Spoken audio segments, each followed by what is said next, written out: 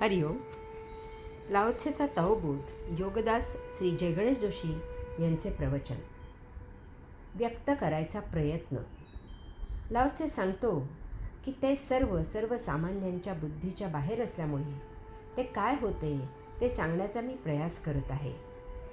ऋषी मुनींना जो साक्षात्कार झाला तो अशा प्रकारे अनाकलनीय असल्यामुळे लाओत्से सांगतो की त्याचा उलगडा करण्याचा मी प्रयत्न करत आहे. साक्षात्कार हा अनुभवायचा विषय आहे. एखाद्याला अमुक वस्तू तमुक व्यक्ती का आवडते किंवा का आवडत नाही त्याचे कारण कोणीही सांगू शकत नाही. बस त्याला असे आवडले किंवा त्याला तसे आवडले नाही, यात कसलेही तत्त्व नाही. ज्याला एखादी भावना होऊन एखादी वस्तू किंवा व्यक्ती आवडते किंवा आवडत नाही तेथे ती आवड किंवा नावड मिथ्या असते. कारण जेव्हा त्या भावनेचा आवेग ओसरतो तेव्हा ती आवड किंवा नावड बदलू शकते. ती टिकाऊ शाश्वत नसते.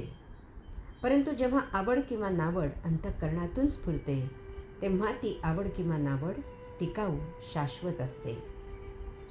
जेव्हा दोन व्यक्ती अंतःकरणापासून एकत्र येतात तेव्हा ते आजन्म एकत्रच असतात. केवळ मृत्यूच त्यांना एकमेकांपासून वेगळा करू शकतो. त्यामुळे प्रेमाची भाषा व्यक्त नसते. प्रेमाची भाषा अव्यक्त असते. शब्दा वाचून सर्व काही समजते.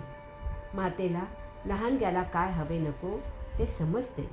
त्यामुळे त्याला काय हवे आहे ते तो सांगू शकत नाही आणि तरीही त्याला सर्व काही मिळते.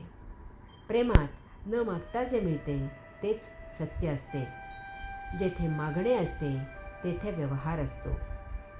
यामुळे परमात्म्याकडे जे नवस करून मागणे मागतात ते शेवटी निराश होतात. कारण एकतर त्यांना काही मिळत नाही आणि म्हणून ते निराश होतात, किंवा जरी काही मिळाले तरी ते परमात्म्याकडून मिळालेले नसते. त्यांचा तसा गैरसमज होतो. परंतु असे मिळालेले शाश्वत नसते. ते नेहमीच दामदुप्पट दुःख निर्माण करते.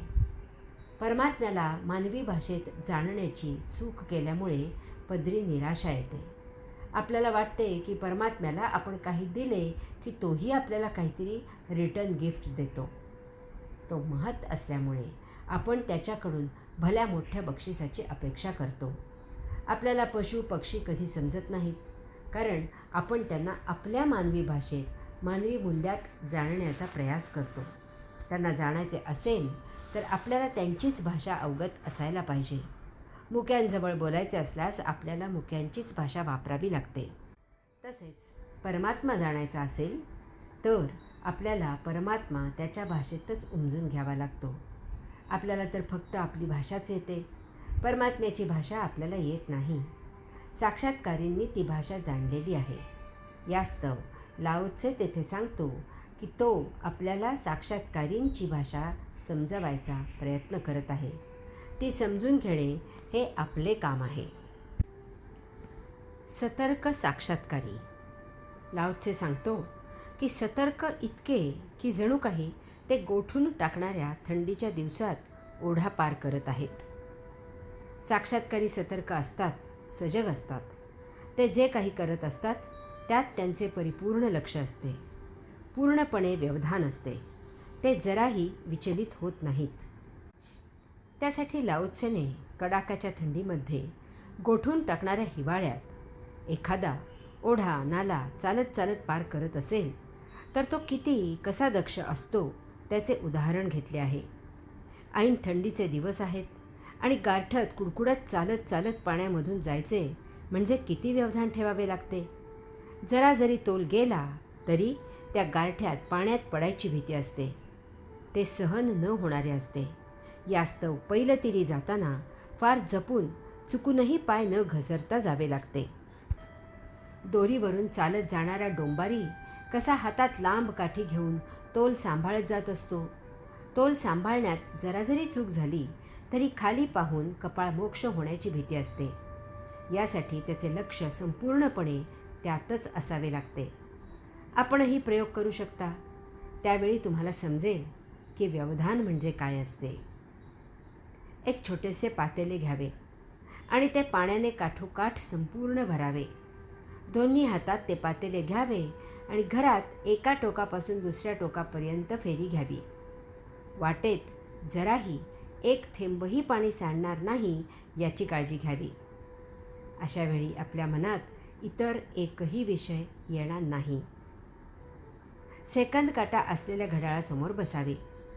1 मिनिट सेकंद काट्यावर लक्ष केंद्रित करावे. केवळ 60 सेकंदात आपल्या मनात किती विचार आले त्याचे आपले आपणच अवलोकन करावे. आपण फक्त 60 सेकंद निर्विचारी बसू शकत नाही. साक्षात्कारी फार दक्ष असतो. यामुळेच त्याला ध्यान समाधीचा प्रसाद मिळतो. तो एकाग्र आणि एकचित्त होऊ शकतो. जेव्हा तो परमात्म्याच्या धारणेवर लक्ष केंद्रित करतो तेव्हा त्याला फक्त ती धारणाच जाणवत असते. त्यावेळी इतर विषय त्याच्या मनात येत नाहीत. त्यामुळे तो अमन न मन होतो. त्याचे मन निष्प्रभ होते. तो मनातीत होतो. त्याचे मन परमात्म्यात विलीन होते आणि तो साक्षात्कारित होतो. कारण या विश्वात जे आहे ते सोडून जे उरते तो परमात्मा असतो. त्यामुळे परमात्म्यावर एकचित्त झालेला या भौतिक जगतापासून अलग विलग होतो. त्याच्यासाठी परमात्मा एवढा एकच विषय उरतो. तो परमात्मामय होतो. त्याला ते दिव्य दर्शन होते. तो समाधीस्थ होतो. त्याला परमात्म्याचा साक्षात्कार होतो. आपणही जे काम करायचे असते त्यात स्वतःला संपूर्णपणे झोकून द्यावे. त्यावेळी मनात चुकूनही इतर विषयांना थारा देऊ नये. तरच ते काम जसे व्हायला पाहिजे तसेच होते. हरि ओम.